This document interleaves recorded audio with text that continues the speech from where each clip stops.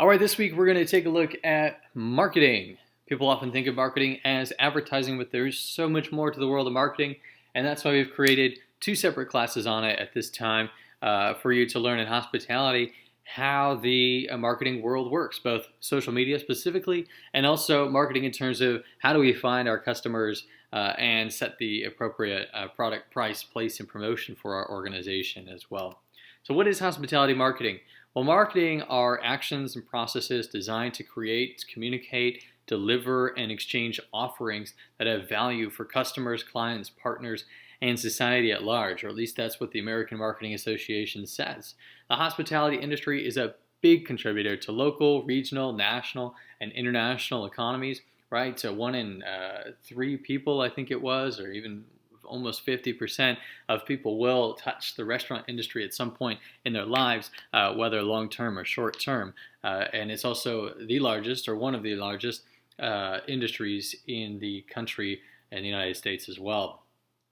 The economic impact of our hospitality industry, approximately $1.5 trillion, or about 8.1% of the total gross domestic product of the United States, is in the hospitality industry. So it's quite a large chunk, almost 1/10 of all of the economy is on hospitality.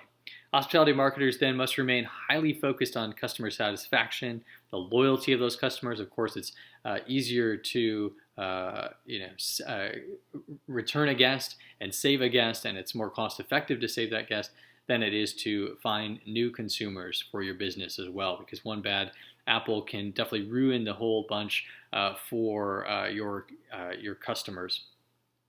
And also they must be thinking about the prompt target market to share their experiences with friends, peers, businesses, acquaintances, and family, right? So honing in on who is that ideal customer and owning that customer.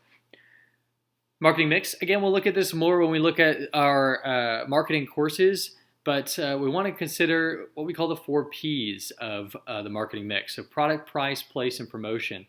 With product orientation, we want to consider the product being offered and making sure it's different from the one down the street from our competition. So hotels might be luxury or an airport or timeshare style, or even have certain amenities like a casino or fitness center. And how can that distinguish the product and the value that we have from our product? Price, so the only part of the mix that generates income rather than poses a cost. It must be set at a level to cover costs for production, advertising, promotion, distribution, and the selling price must be set at a value to the consumer, one that is perceptive and seen as a good price to the consumer as well too, right? We don't want to have them scared away based off of too high of a price.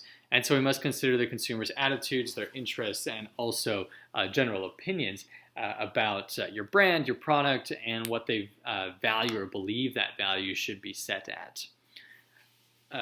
Place, of course, is where is your geography in relation to your consumer, and ultimately ensuring that you are in a place that's accessible.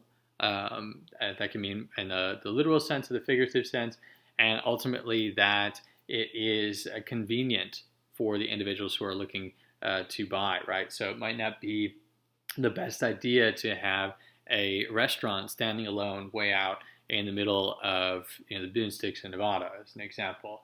You should have a place which is accessible to the consumers for which you're trying to meet. Additionally, promotion orientation. This is the promotional mix which serves to inform, persuade, or remind consumers of available locations, products, and services that are there for the recreation, leisure, business, and other related travel. So this is the piece really that ties it all together to communicate to your consumer. So some promotional tools that we use in marketing. Again, we mentioned advertising. A lot of people think purely about advertising. They think marketing and advertising are synonymous, but there's actually much more to marketing than just advertising. Advertising is the paid form of non-personal communication. So this can be, leaflets in the mail, like direct marketing is a good example, where it's designed to inform and persuade existing customers to purchase or to cultivate the relationship. And a key to direct marketing is that the campaign is geared to specific consumer psychographics as well. So direct marketing is very microanalytically focused at a particular target market. Personal selling, this happens on site, of course, and elsewhere, where two or more people, where one is the salesperson trying to incite others to buy. This can also be, at the reservation desk, or it can be when they call in, asking a question about the hotel or the restaurant, and selling directly to them as well. Public relations is the non-paid form of personal or non-personal communication, which is kind of what is known as the spin room. So this is the marketing arm that focuses on trying to find avenues, whether it be on local news stations or elsewhere, to put the product that you have out there for free, right? So as an example, you might have a local TV personality who has a cooking show. Well, if you're a restaurant, you might want to get on that cooking show to do a cooking demo and be able to promote your product. Now, that's going to be free to your organization, but it's also going to provide a lot of marketing value to getting your product to your target market as well. Sales promotion, also, you want to get out in the external market and be able to find other promotional avenues, and you might even have direct mailers that allow some sales or something of that notion as well, or you might have a discount on your hotel room or your restaurant as well. 7 steps of personal selling. Now, this is a very important part of the promotional tools that is the direct marketing and personal selling.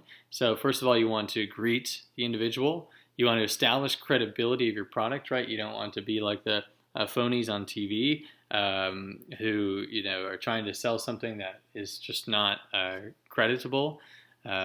Prospecting, presentation of the product, and overcoming objections. Finally, trial and close, and then follow up. So in those steps, prospecting is finding who is someone who's actually interested and of maybe the target demographic that you have.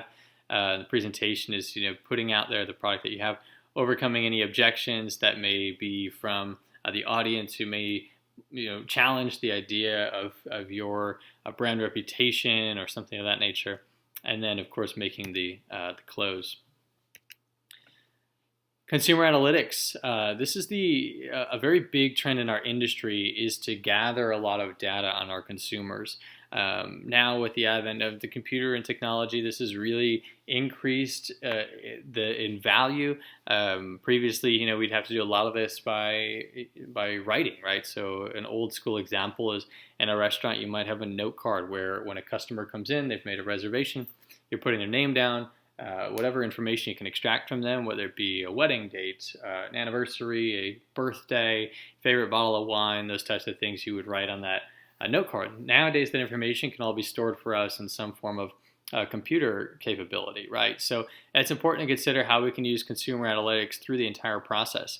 So at the booking stage, what kind of hotel room are they looking for, and what kind of information can we gain from them beforehand? Do they need ADA accessibility? Do they need any of these special amenities as well that we can know about before they come, and maybe be able to create a more personalized experience? So that pre-arrival time allows us then to consider, are there things that we can look at the individual based off of their needs and wants? Maybe they have a dog. Can we make sure that there's treats available at the hotel as soon as they make it to the hotel?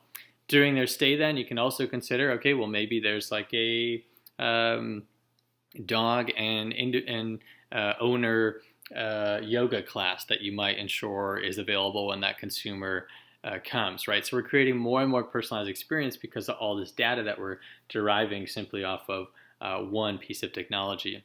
Then at checkout, you can create an experience there as well, and of course, you can get more information about were they satisfied with their stay, were there other things they would have liked to have seen, which can, this might be a customer survey, and that's why I've included a lot of these customer survey companies down below, so Mindshare, OpenTable, Salesforce, These are all consumer analytics or data companies which can store a lot of that information and provide avenues for you to gather that information very quickly and easily, so that you can use that analytics as a manager to see how are you performing and what can you do better.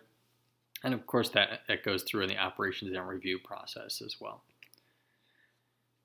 Then also in marketing, there is the social media marketing. So it's a promotional gateway. Word of mouth, of course, at its finest. It's becoming more and more important as we look at the hospitality industry. And tracking the social media content is extremely important, right? So you can't just have the social media platforms, but you need to be able to respond. And I think a great example of this is Arby's. Arby's finds a great way to do it with humor on Twitter and the way that they respond to their guests. So it's important, even if you're a small organization, you might want to farm this out to a marketing or PR company, or you might just want to make sure you do it on a daily basis as a manager, that you sit down and take a look at your Twitter feed or Facebook feed and see if there was any good or bad reviews, because the faster you respond to that and the faster you respond to it with answering the moment of truth and authenticity, the more likely you are going to be able to retain that customer, even if it was a bad item. Documented plan of social media use when marketing should be created. We, in the social media class, will also take a look at creating one of those plans and how important it plays a factor when you're looking at rolling out a marketing plan. For example, social media marketing, it may seem like it happens very quickly and timely, but ultimately there's a lot of work behind the scenes to make sure that those messages that they are giving out are on brand and also appropriate for the brand that they're having too, that they don't make any mistakes. Those who kind of rush to judgment and make those on the fly generally see some pushback from their consumers because they don't think they're authentic as well. In summary, the hospitality business manager has an overarching goal to produce a maximum level of revenue, and marketing plays a very crucial part in achieving that goal. We'll look at revenue management in the next video. But in this particular instance, it's important to recognize that marketing is a robust and rewarding career path to pursue. Marketing professionals must be competent in consumer analytics, market research, consumer segmentation, targeting of consumers, and positioning of products and services to meet aforementioned competencies. So if you have an interest in kind of sales, marketing may be a good avenue for you to try in the hotel or restaurant sector as well, because it's about engaging the consumer to the business. So again, if you are interested in sales, it's a great avenue to pursue in the hospitality industry.